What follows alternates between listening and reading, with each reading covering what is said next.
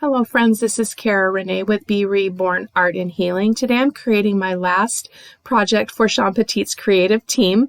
I'm so excited for the new team that's been selected, and I just want to say best wishes to you as you begin creating for Shawn. It is a journey and it is a lot of fun. So today I'm creating on a 12 by 12 gallery depth wood panel, this beautiful piece with the sailboat. These are some of the supplies that I'll be using, just my normal ones, gesso, matte medium, some golden acrylics, and some collage paper from Shawn Petite's collage packs, as well as 5 of her stencils. I'll be using Scribbles, Take Me to the Water, Moroccan Tiles 2, Numbers Jumbled, and Boats. And then I'm going to be using that quote, I come to the sea to breathe.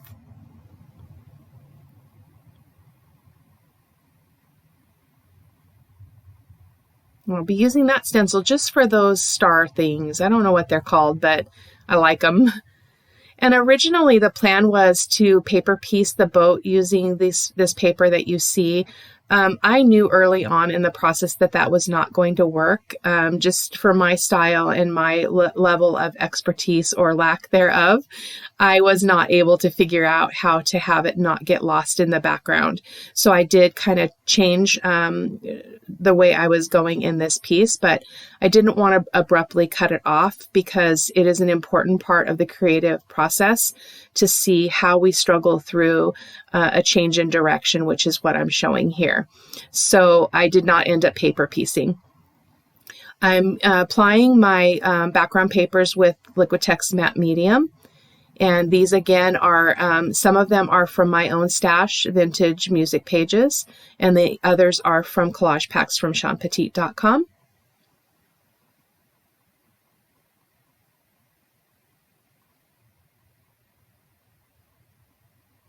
I really love that paper because as it's printed, it looks wrinkled, which I just love that. I love the vintage papers so much, and I wish that I had another resource for getting them, but I keep trying. And then just finishing up that surface, wanting to make sure that I get paper on all of it. And I'm going to be pushing back some of that, that print with some gesso and some paint.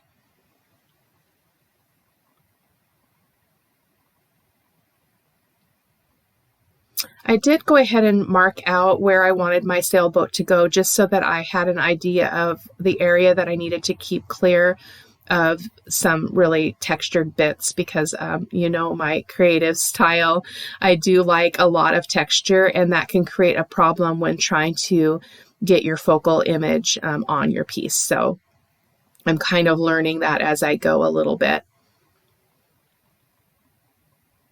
So I'll be using some gesso, and that's transparent yellow oxide that I'll be using there, or excuse me, I'm sorry, that's raw sienna.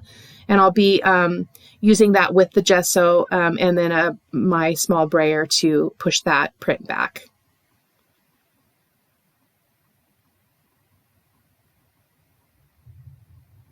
I wasn't concerned about having color behind the boat. I just didn't want any texture. So hopefully I'll be able to still see the lines. I created this a couple weeks ago, so it's been a little while between creating and doing the voiceover. Coming in with some cobalt turquoise and doing the same thing.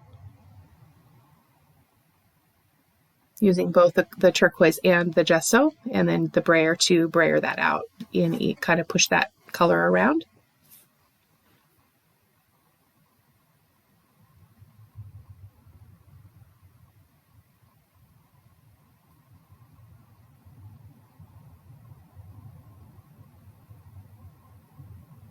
I'm just coming in with my fingers with that raw sienna again, just to bring in some of that yellow again.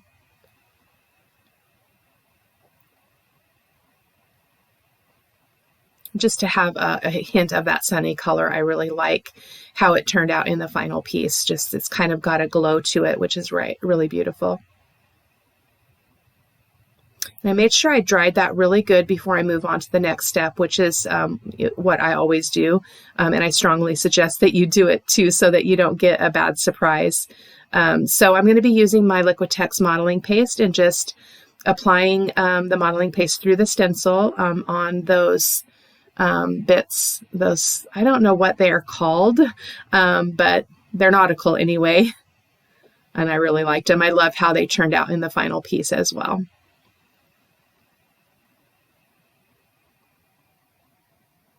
And I'm using some Deco Art crackle paint and going here and there around the piece. And this is the part where I was wanting to be really careful of where the boat was going to be. And I just love the crackle that this created. I did go over a bit of that other stenciled modeling paste areas and kind of to try to help it blend in a little bit. And I just made sure that was nice and dry. And I'm going to go ahead and do a raw umber glaze using my golden fluid acrylic and raw umber and my golden glazing medium. Just giving it a really good coat. It just really did make it really dingy and old looking, which is the look that I was going for, which is often the look that I'm going for. Really want to learn how to stay bright and keep things on the lighter side. So I'm going to be playing a lot more with art journaling to learn that, so that I'm not creating on canvases that aren't really working out the way that I want them to. So there's just a close-up, and you can see how that raw umber glaze settles into the cracks and into the crevices of all that texture. It's quite beautiful. Coming in again with the cobalt turquoise around the piece, just here and there. Just trying to spread that color out and have that be well represented all around the piece.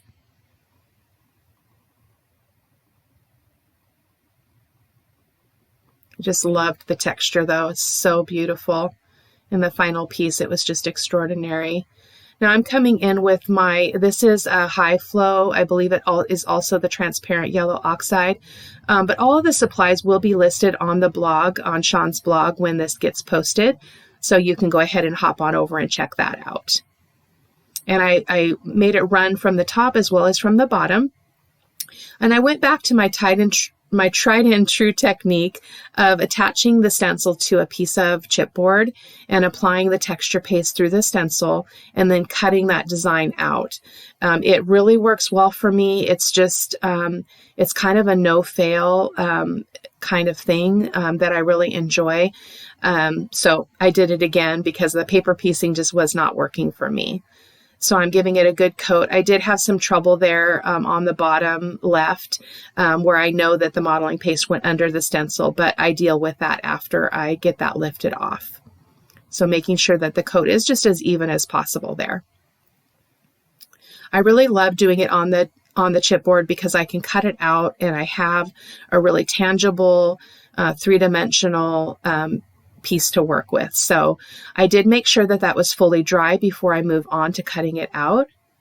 And so I did cut out part of this just so you don't have to watch me do all this cutting. It was a little bit easier than some that I've done because a lot of the edges were straight. So again, I did make sure that that was nice and dry. And I also did kind of use my finger and create some texture with that texture paste on all of those pieces, as you'll see as I move along.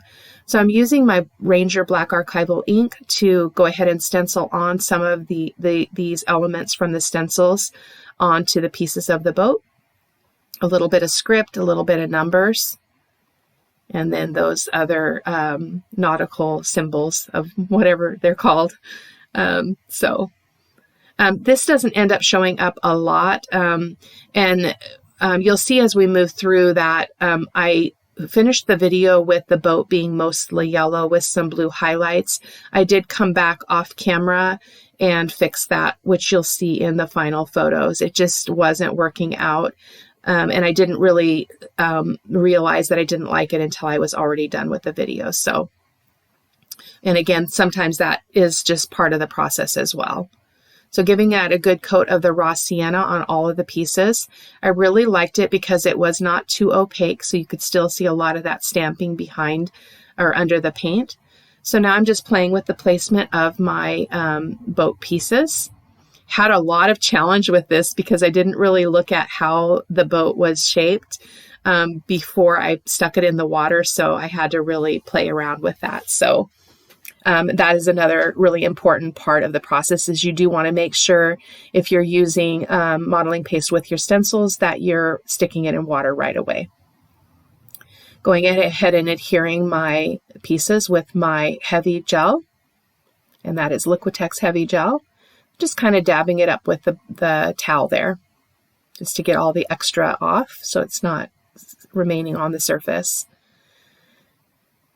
And I'm coming in with the cobalt turquoise, and this is where I thought that it would be sufficient to just kind of use my finger and apply that blue paint and let it catch on the texture, but the boat ended up just blending in too much to the background. I chose a wooden circle to go ahead and adhere my sentiment to. And I apologize, I must have turned the camera off and then didn't turn it back on right away when I sat back down. So that's where you got the kind of the hand, well, I don't know what happened here moment. So I wish in the retrospect that I had sanded this piece of wood down, because I had a lot of trouble getting the tissue paper to stick to it, as I did print my quote on tissue paper so that I could adhere it on my surface. That the rough texture underneath the tissue paper was very problematic for me, and I had to do a lot of fussing around with it to get it to look okay. So yeah, in the future I would definitely sand down that, at least the top surface of a piece of wood, before doing this process. But it ended up working out okay, and there's just me showing you how you can tell that the matte medium is just not underneath all that tissue paper. And so I did give it a couple of coats of matte medium on the top just to make sure that it was nice and sealed, because I didn't want it tearing as I moved through trying to get some other things done on it. So, and here I thought I would come back in with a layer of the raw sienna and give it a coat there, hoping to kind of help conceal some of that. In the end, it worked out okay, but I would do it differently the next time around. But that is the beauty of mixed media, is that we live and we learn. And as long as we keep trying, there is never a failure. It can feel like failure sometimes, I think, but as long as we keep pushing through, it's a really good experience. So, and I'm just going to come in with a little bit of the raw umber fluid acrylic and paint the edges of that circle.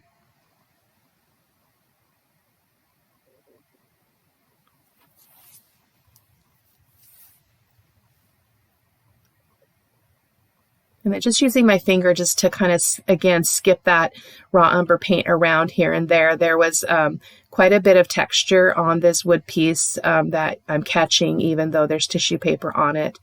Had to be really careful because the risk of tearing that tissue paper at this point was pretty high.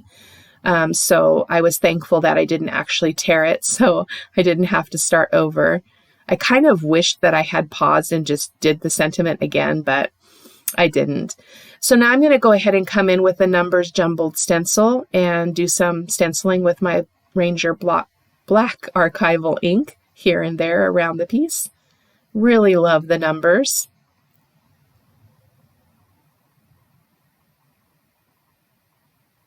And this piece does look very similar to many of the pieces that I create.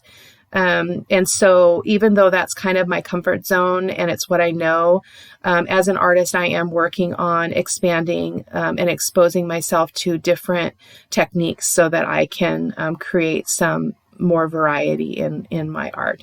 So there I'm just kind of playing with the placement of that sentiment because, again, I didn't want some of the texture I didn't want to disappear and I didn't want it to be covered over. So that's why I ended up deciding to put it to the right of the boat there.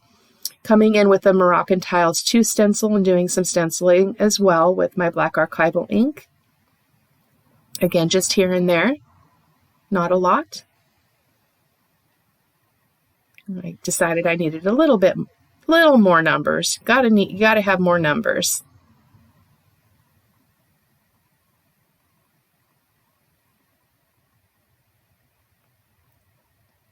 I'm going to go ahead and adhere my sentiment, that wood block, with my Liquitex heavy gel. Super important to give this a really good coat because that wood block is pretty bulky. It worked out fine. Once that dries, it's not going anywhere. did end up covering up some of my numbers, as you can see there, but that's just sometimes the way it goes. Now I'm going to come in with my Rembrandt Black Soft Pastel and do all of my edging. You're going to see me do this a couple of times on the boat and around the wood piece, because I got through the first layer and it wasn't dark enough. And so I came back in with a bit more, just to kind of make that pop even more. Tried the pencil. There was too much texture around things and on things that the charcoal pencil was really difficult. So I'm going to get the Rembrandt Soft Pastel out again.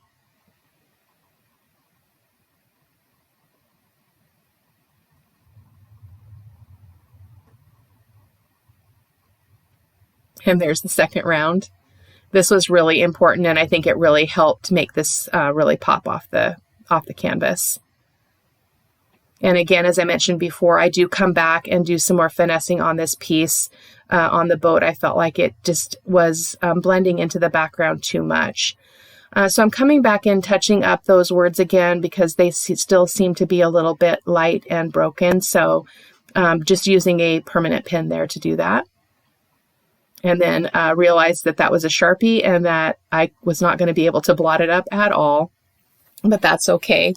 So I hope that you enjoyed the video. I hope that you'll check out all of Shawn Petite's channel. Amazing art, amazing artists. I hope that you will check out my channel as well. Again, this is my last video for Shawn Petite's team. I am so incredibly grateful for the opportunity. I would have never imagined that I'd be doing this. So thank you so much. Even though I didn't fill in the E there, it is on there.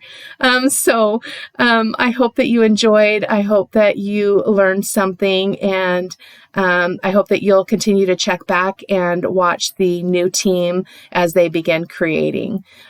Here I was applying some wax to the bits. So thank you so much for your patience as I learn and as I try to teach and demonstrate some of the techniques I've used. Thank you so much. Bye-bye.